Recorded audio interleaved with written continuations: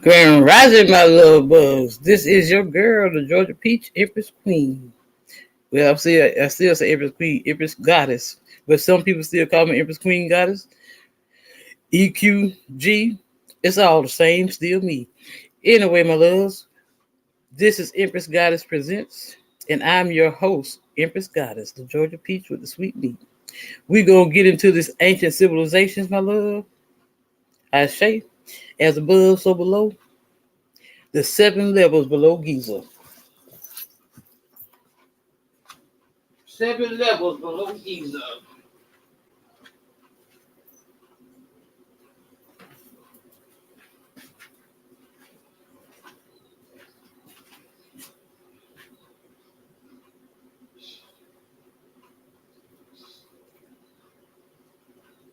The Giza Plateau. Could it be an ancient city, a military base, or the remnants of the gods? Is it possible that whatever could be buried below the surface of this ancient area is the key to understanding the very beginnings of humanity on this planet? Greg Braden points to the first documented source of its existence. Some of the earliest credible accounts of the Giza Plateau and what could be underneath the Giza Plateau come from the Greek historian Herodotus. It was during his life in the 4th century, approximately 4th century BCE, when he compiled a record that he called the histories of ancient civilizations, ancient cultures, ancient technologies that predate his time by thousands and thousands of years. And it was in his volume, The Histories, that Herodotus began to talk about Giza and underneath Giza, beyond what the eye can see with the pyramids and the Sphinx and the temples during his time. He speculated that there were passages, there were chambers, there were pathways. Some of them were natural, created by fast-moving water under the limestone of the Giza Plateau. Some of them were enhanced by humans at a time when this part of the world had a very, very different climate than what we have right now. Herodotus believed that it was in this location that the remnants of the ancient civilizations, such as Atlantis, were able to store the records, the histories, the writings, and examples of technologies from their time that would be preserved for future generations following Herodotus. Up until the 20th century, there were additional speculations, maps were drawn, images were created of what was believed to be underneath the plateau without actually seeing these chambers and these temples. 2 men, Henry Salt and Giovanni, were able to survey the area with the technology that was available in their time. And looking at the geographic anomalies, the topology, it led them to a place not at the plateau, not at directly where the pyramids are, not directly where the Sphinx is, but on the edge of the plateau to a little known site that is now called the Tomb of the Birds. Could this be one of the entrances to the underworld? We know that the Tomb of the Birds was venerated as the place of a bird god. We don't know what god, but it was most likely Thoth, the keeper of the hidden records, suggesting that this is the entrance that will eventually take us to the Hall of Records themselves. But what we do know is that overhead radar images that were taken by satellites very clearly tell us that there is a passage that goes all the way from the northeast corner of the plateau in the area of the Tomb of the Birds all the way to the second pyramid. Although there seems to be documented evidence of the Tomb of the Birds, the actual location of its entrance was lost to the curious until April 2008, when author and researcher Andrew Collins picked up the breadcrumbs of Henry Salt. Myself and a Egyptological researcher by the name of Nigel Skinner Simpson decided that we would try and find Giza's cave underworld. And it took a while, but finally we found two vital pieces of evidence.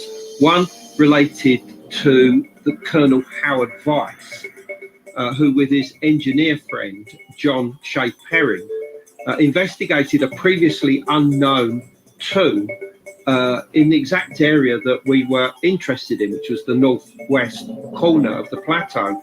So we investigated this site in 2007, and it wasn't easy to get in there, but we investigated it and couldn't find anything initially. And then shortly after our return from Egypt, we found these old diary notes that had been written in 1817 by the British Consul General at the time, who was Henry Salt. And he employed the services of explorers. And one of these was the Italian Giovanni Caviglia. And Caviglia, for instance, worked with Salt uncovering the sand around the Sphinx. But they also investigated the very area that we were interested in.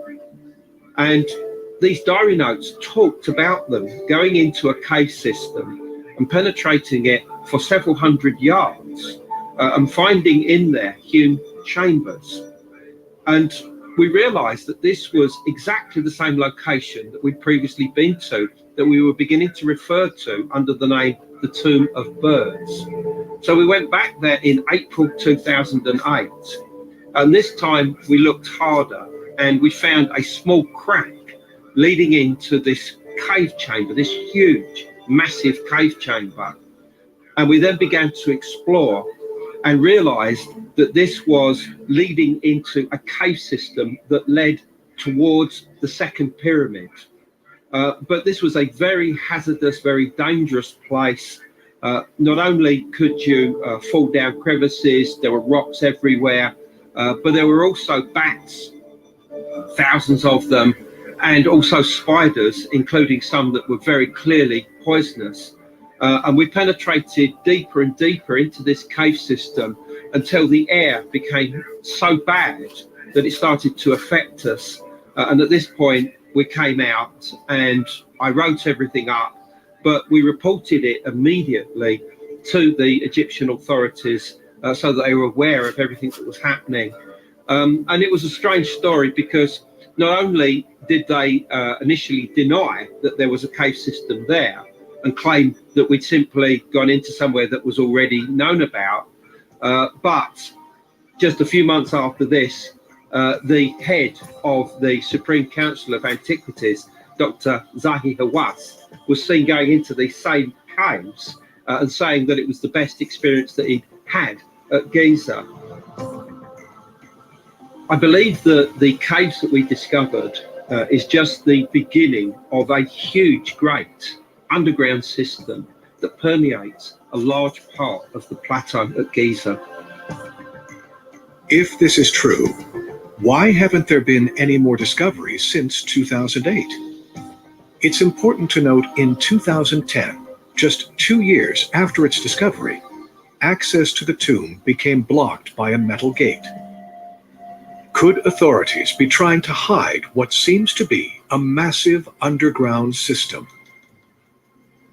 The one thing that we know about Giza is that there is a huge cave system there that obviously has been rediscovered only recently.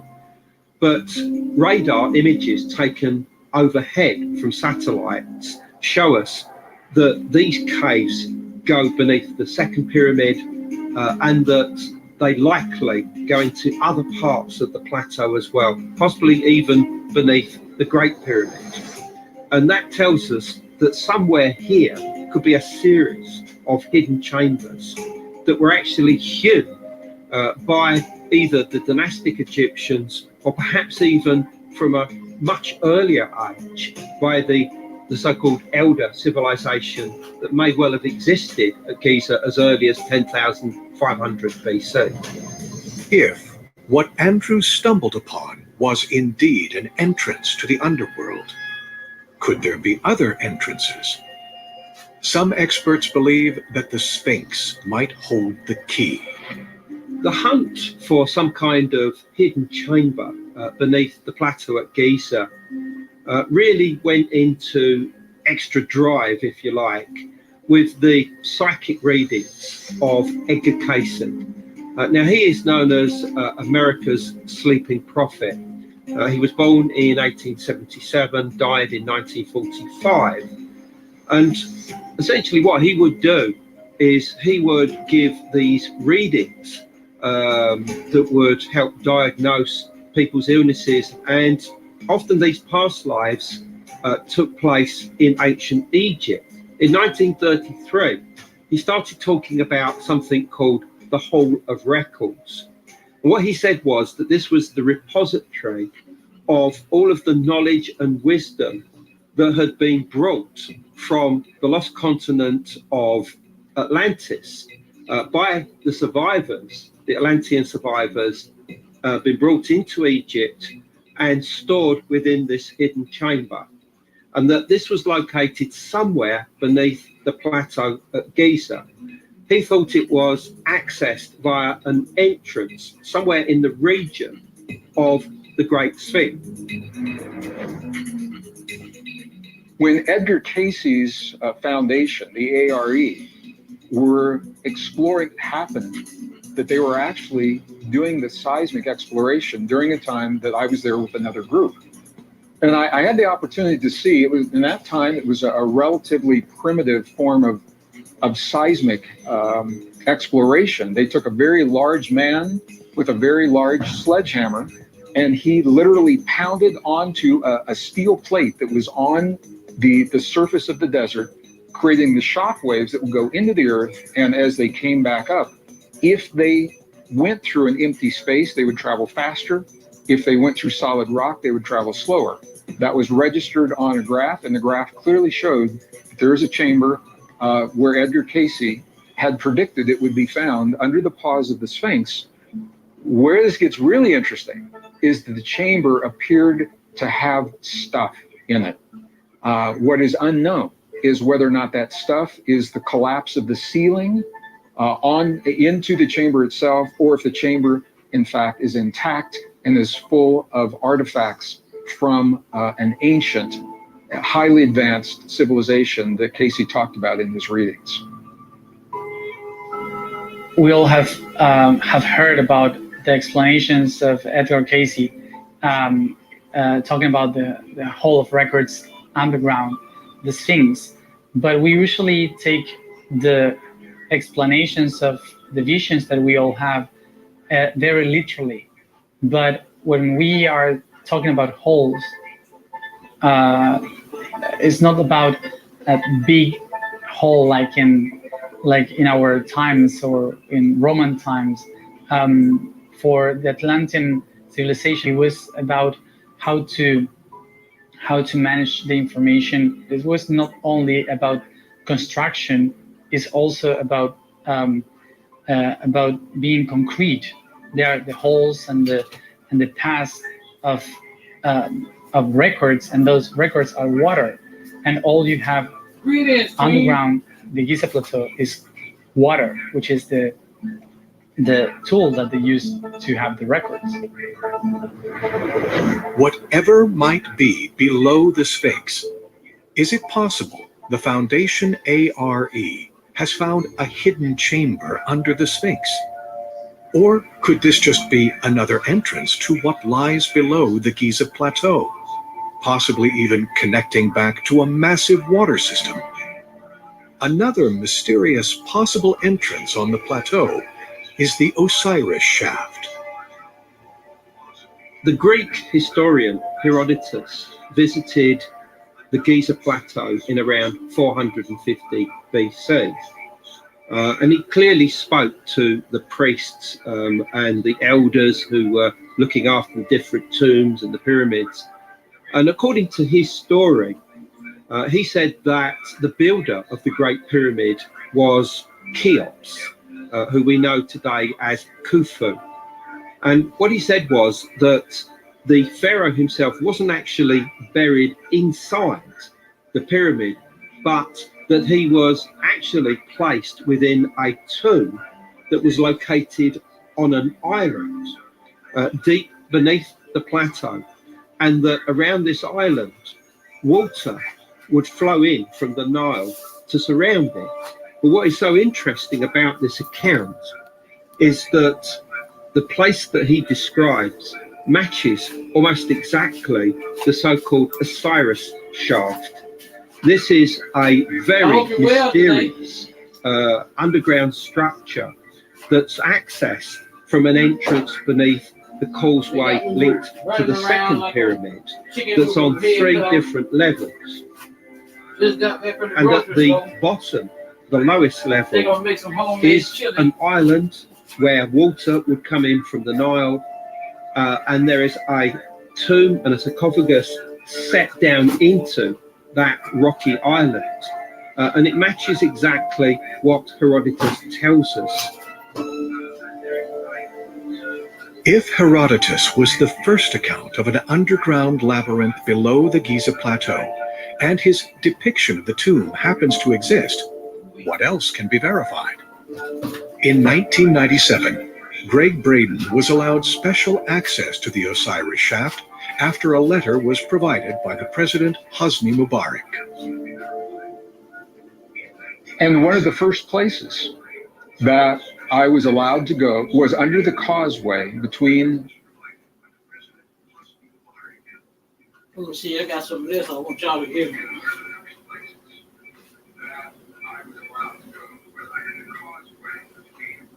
Yeah, but I got some of this for you here. The coat. You're gonna like this. Is there a deeper, hidden, more esoteric meaning behind the Hollywood films that we all love to watch? I'm Jay Dyer. And I'm Jay Widener, and this is Hollywood Decoding.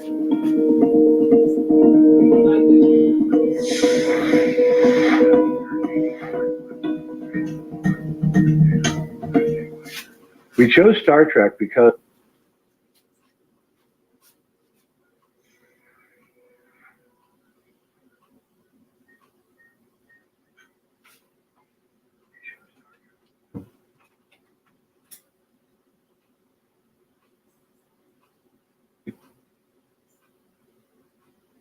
space program.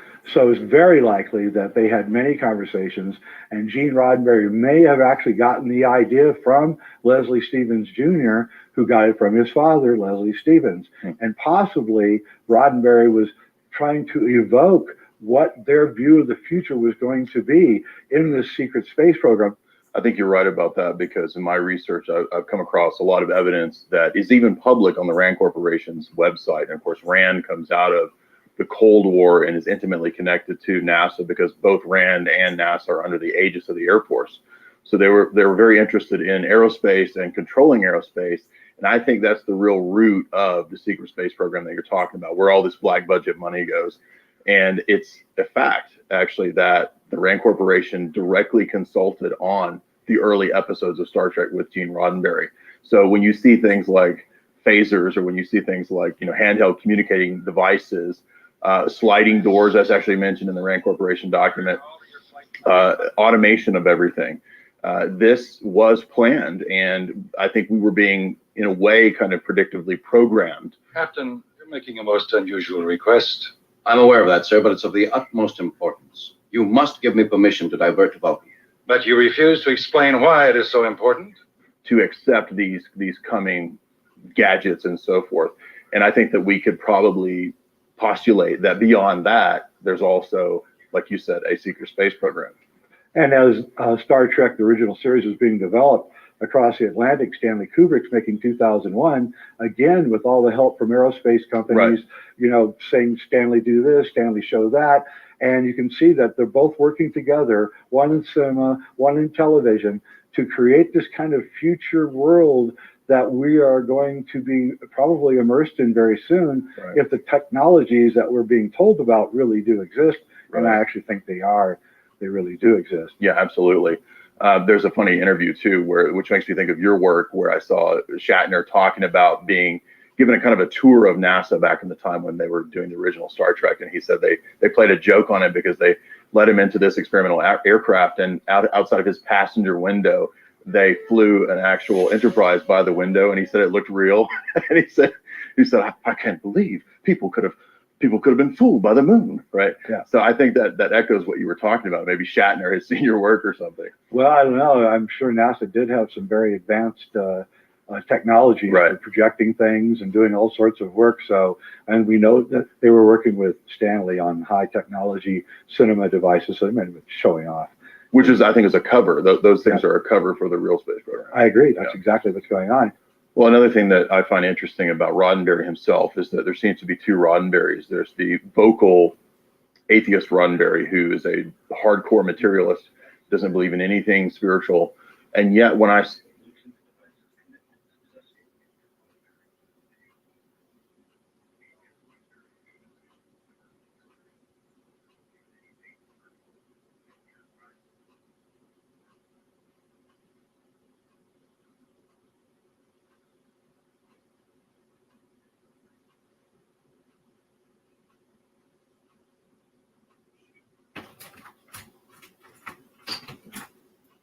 Y'all hold tight. I always have trouble when I be trying to pair these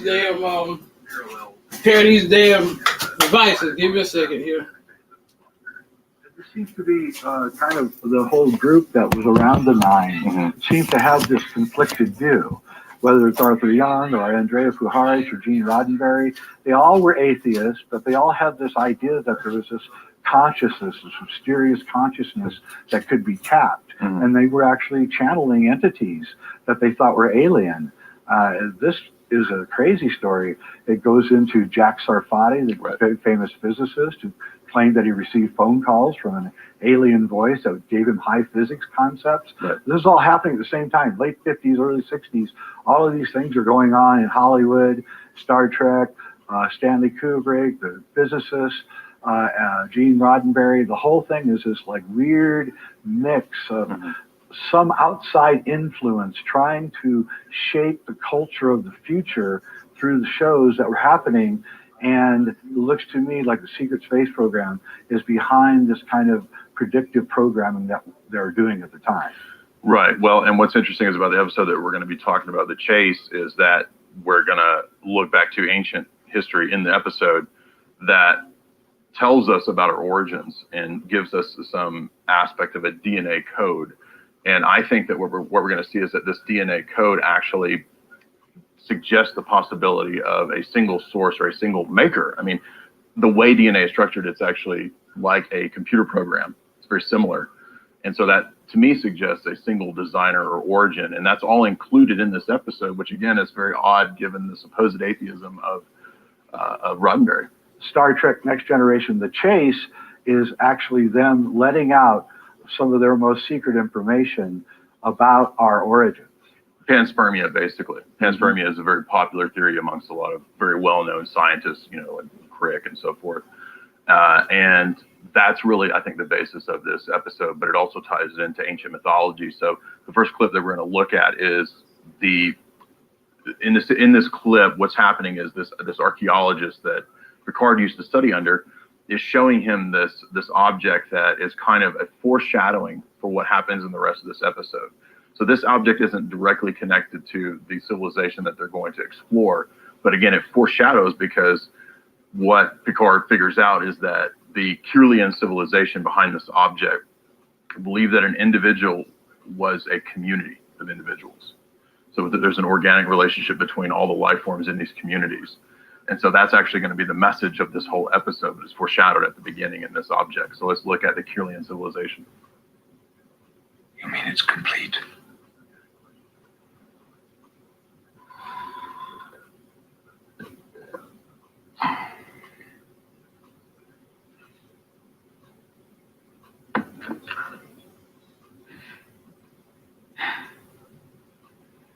Well,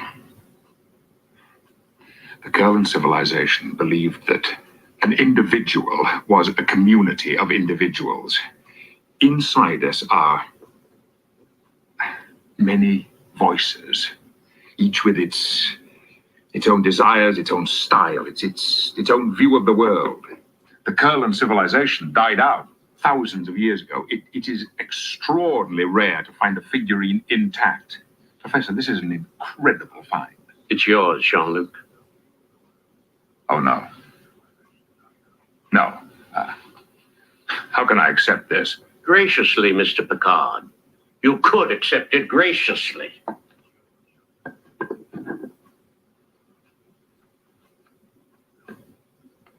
Thank you. There's a lot going on in this episode, and the first thing that we note is that this father figure archetype that is talking to Picard, that Picard used to study under him, his name's Galen, and Galen was the famous Greek physician and philosopher and astrologer. So that's mentioned for a reason, and I think that we're immediately talking about archetypes. So the archetype that Picard is dealing with is this father figure that he feels like he's let down because Picard chose the star captain, right, route in life and path, and he didn't choose to be an archaeologist. So there's this tension between that archetype, and ultimately that's also going to foreshadow the tension between the races and their maker creator archetype. And that's what we're going to see throughout this episode. And I think there's just so many levels of what's going on here. We're going. The Enterprise isn't something that I can leave and then come back to. If I go for good. And it's not something that I'm prepared to do. This is not some undergraduate study project that you're turning down. There's a chance of a lifetime. Don't make the same mistake twice. You don't believe that my career in Starfleet has been a mistake? What are you doing at this very moment? A study mission. You're like some Roman centurion out patrolling the provinces, maintaining a dull and bloated empire. We both know that's not true. I know this. I know that as a scholar, you're nothing but a dilettante. Years ago, I gave you the opportunity to become the foremost archaeologist of your generation. Your achievements could have outstripped even my own, but no. You decided to reject a life of profound discovery. You walked out on me. I think it's interesting your remark earlier about panspermia, because I think that when Crick and Watson discovered DNA, Crick was really in a conundrum. And he could not understand how something as complex as a DNA could possibly have formed in the short time that life was on Earth, the 4 billion years or whatever, 2 billion years actually. And so he was really vexed by that. And that's when I don't think he came up with the panspermia theory, but he adapted it and said, no, this is actually what must be, that somehow there's a DNA moving through space and it's falling down onto planets. And if that planet is lucky enough to have water, that DNA will now sprout and turn into life.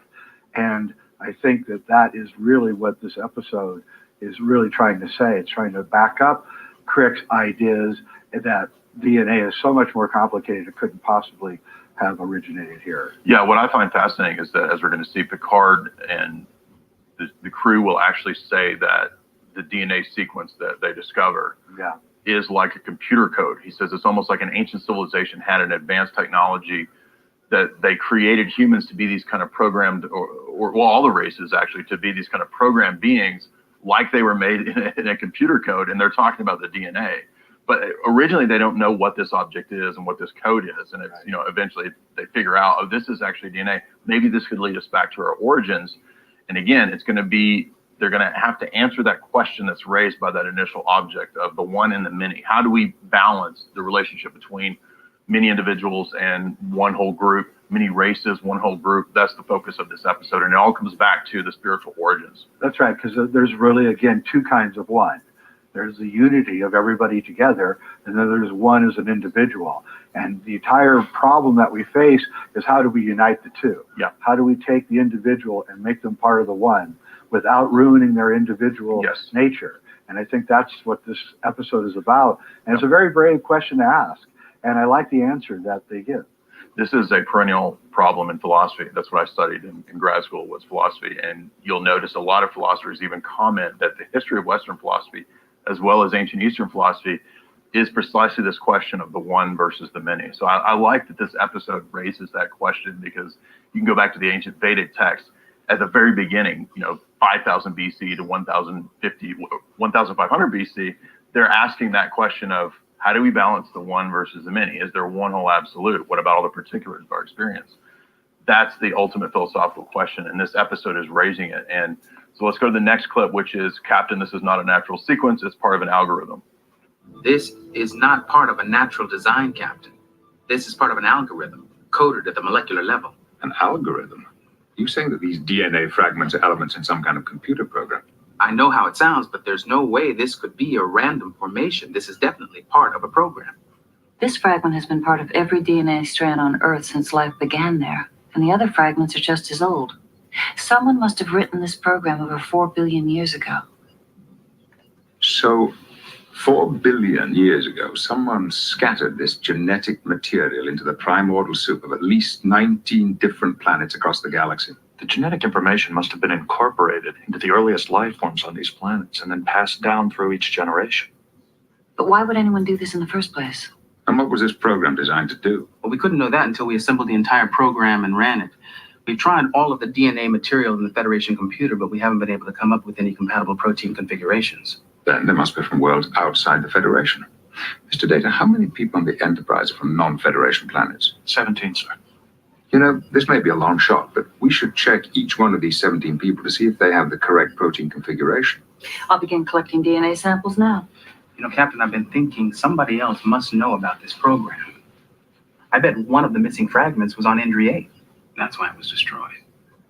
To keep us from finding that piece of the puzzle. So DNA is the information code for life, and it doesn't just encode numerical sequences, it also carries information. I think that's what's so fascinating, is that modern science actually backs up the idea of race memories or genetic memories, and that we are in a weird way linked to all of our ancestors back to the beginning, whatever that was. And it's also hinted at that not just our physical biological being, but also reality itself has this kind of numerical sequence or structure. So I almost get the impression that, and there's other episodes of Star Trek Next Generation that hint at this, of a kind of Platonic view of reality, that reality is made up of formal geometric structures, and that the reality that we experience on the third dimension plane is not the only reality. There's also other levels of reality. Socrates mentions this in the Phaedo. He says there's other dimensions actually at the end of the dialogue. So it's just fascinating to me that this is actually incorporating Pythagoreanism as well as DNA and coding and so forth as the basis of this episode. It's very, very philosophical, very spiritual. It is, and it gets back to that whole thing of our origins and who we are and why this is so important. The insiders tell me that many of the alien races that they've encountered are humanoid, and that this humanoid example is spread throughout the whole entire galaxy, and that they are humanoid. And Carl Sagan would argue, no, if it was a different life form on a different planet, it would evolve completely differently, as he did in several of his books. But in fact, if panspermia is the vehicle behind the spreading of life, then he's wrong. It would be a humanoid type of creature being spread throughout the galaxy. And I think it's very interesting that the aliens, the builder race that spread the DNA everywhere, chose 19 worlds. 19 is a huge number in Islam. It's a sacred number within the flower of life, which is has 19 aspects to it. And so it's just very interesting that they chose the number 19. And people who know sacred geometry will know why that is so important. And again, the writers behind this seem to be wanting to tell us something very, very important. And I think that's one of the reasons I wanted to do this episode, because the whole idea of the builder race, this original race that lived in the galaxy, that originated all life, that is really important, because that really removes a lot of the barriers that we have between races and between people, religions and ideas. We're all coming from one unified source, and that is the big secret that needs to be given out by the secret space program. If that's what they found, then they really need to tell us this. So in the next clip, we're going to look at the meeting with the higher entity, the transcendent being that we think in this episode is the origin of all the races. So let's look at It Was Our Wish. Life evolved in my planet before all others in this part of the galaxy. We left our world explored the stars, and found none like ourselves. Our civilization thrived for ages. But what is the life of one race compared to the vast stretches of cosmic time? We knew that one day we would be gone, that nothing of us would survive. So we left you. Our scientists seeded the primordial oceans of many worlds where life was in its infancy. The seed codes directed your evolution toward a physical form resembling ours. This body you see before you, which is of course shaped as yours is shaped, for you are the end result. The seed codes also contain this message, which was scattered in fragments on many different worlds. It was our hope that you would have to come together in fellowship and companionship to hear this message. And if you can see and hear me, our hope has been fulfilled. You are a monument, not to our greatness, but to our existence. That was our wish, that you too would know life and would keep alive our memory.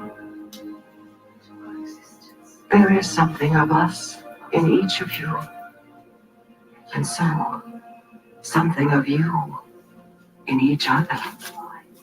Remember us. So as the races discover their origins, right before this scene, there's a bunch of petty squabbling over the discovery of a bioweapon.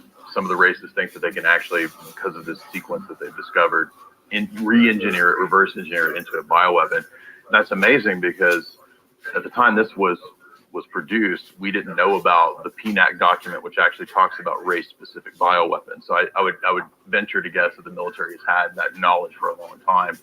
But what is the warning of this episode is precisely that how are we going to use the knowledge that we have? Are we going to use it in a strictly social Darwinian sense of trying to stamp out everyone else that doesn't, hold our views? Are we going to be tyrannical and Nietzschean and Ubermensch and try to squash all resistance, right? Or are we going to learn, which I appreciate that Picard and the crew in this episode are actually interested in discovering the questions, right? That are the riddles. They want to solve the riddles. They're not interested in creating bioweapons. But that's the danger, is which of these are we going to choose? And I think that the key to this episode and the key message that we need to take. See there, I told y'all they've been putting the truth in our face all our lives.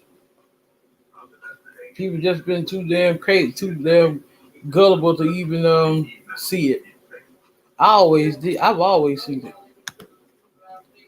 Way is that until we get past these distinctions and learn that there is a common source, a common spiritual transcendent unity from which we do originate, from which we come, then we're always going to be caught up in these petty divisions. I don't think that means that we have to lose our individuality or our distinctions, but rather, as philosophy has always tried to say, and as ancient religions have always tried to say, there has to be some kind of perpetual balance between the one and the many. Otherwise, you're caught in what's called dialectical tensions, and you can never get out of that cycle. It definitely is the human dilemma, that's for sure. One thing I want to mention is that if you actually examine DNA, you'll find out that all living things on Earth are really closely related to each other. Right. And so there's hardly any difference between plants and animals and humans, and we all share. And then, of course, it also brings up, what is junk DNA?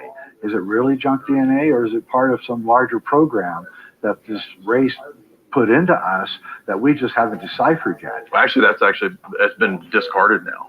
For the most part, it's no longer junk DNA, and even Richard Dawkins has changed his mind and said, "Oh, it's actually not junk DNA anymore." I was wrong about that. So, what do they think it is?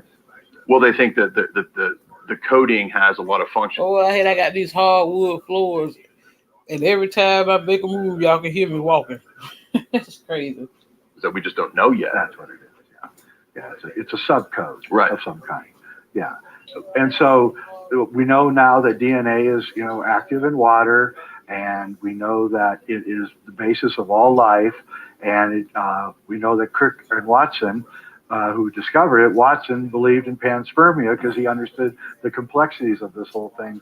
So we know that we probably did not originate here on Earth. A scholar like Crick thinks that we did not originate here. I think we need to take that into consideration. Star Trek is amazing on many levels, principally because it really is the origin of modern science fiction. Shows. The whole idea of man going into space and so forth really has its seeds in Star Trek. I mean, yeah, you can find pulp science fiction and you can find H.G. Wells stories and stuff like that. But for the mass mind in terms of TV, which is far more powerful than any kind of book, as many of the propagandists have said, I think that what implanted in everyone's mind the wonders and adventures of space travel, which would then kind of build up to boldly go where no man has gone before. Precisely the science fiction in Star Trek, and I think that the fact that Roddenberry is consulting with people from the Rand Corporation, people from the deep state, just like Kubrick, I think there's a lot more going on here, and we're being told a lot more through these kinds of shows than we are, as you said, mainstream media, right? And what is it ultimately? Well, the message is philosophical, it's spiritual, it's religious. It's that there is a single origin, and we can look to things like code and DNA, right? And the geometrical structure of reality that Plato and Socrates were talking about 2,000, 3,000 years ago, right? That is the key to this and to all existence. Star Trek was the first time that Hollywood was throwing big money behind a science fiction show. You could argue that Outer Limits was a science fiction show, but it was a very low budget science fiction show, and Hollywood had not. How many of y'all used to watch the Twilight Zone and the X-Files? I love the X-Files too. Really decided to throw money behind a mature science fiction show. You have to remember that science fiction was pretty immature up until Star Trek. And well, they do number running their mouth now. And I'm finna broadcast one more. Then I'm going here and start cooking my chili. Missing links, shattering historical paradigms.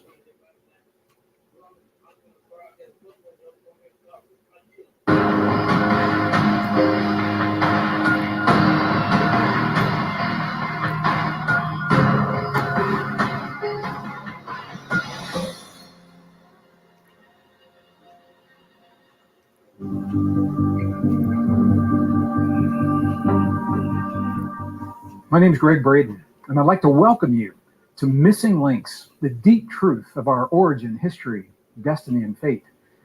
In this episode, we'll explore one of the paradigm-shattering discoveries that just aren't seeing in mainstream science and mainstream media.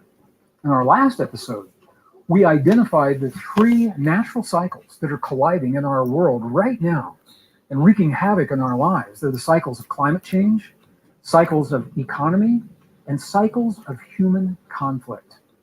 Well, each of these cycles alone would be enough to disrupt our lives and challenge our ways of living. And the fact that all of them are converging right now, it leaves very little question as to why we're living this time of extremes.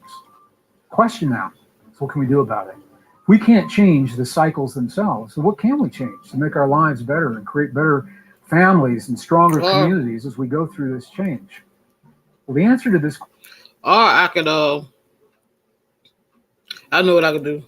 I go ahead, put this on here, expanding levels of consciousness, because this alone, I can have time to go up there and do what I got to do. It come back and forth and everything.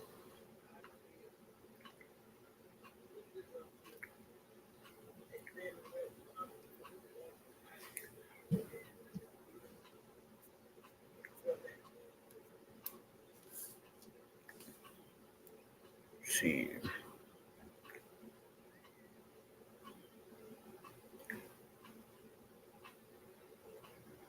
Transcending the levels of consciousness. Both the world and the subjective self become progressively more benign, compassionate, and loving. In the high 500s, the flow of the Kundalini energy has begun